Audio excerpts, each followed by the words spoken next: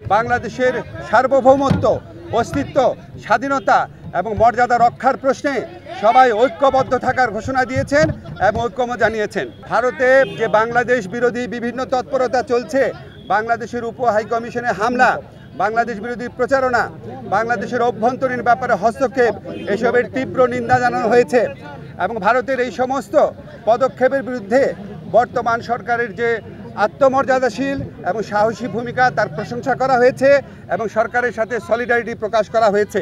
তবে একই সাথে সাথে ভারতের এই সমস্ত প্রচারণার বিরুদ্ধে সরকারকে আরও শক্তিশালীভাবে, আরও বেগবানভাবে এটাকে অ্যাড্রেস করার কথা বলা হয়েছে।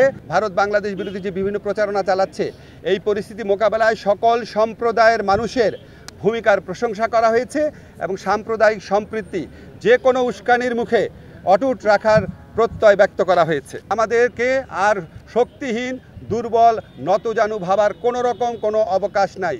যে কোনো ধরনের অপপ্রচারণা এবং উস্কানির বিরুদ্ধে আমরা ঐক্যবদ্ধ থাকব এবং আমরা আমাদের ঐক্য অটুট রাখব, আমরা সাহসী থাকব এবং আমরা ভবিষ্যতেও যে কোনো ধরনের প্রচারণা আসলে, যে কোনো ধরনের উস্কানি আসলে আমরা আমাদের ঐক্যকে আরও বেগবান দেখানোর একটা প্রচেষ্টা অব্যাহত রাখব।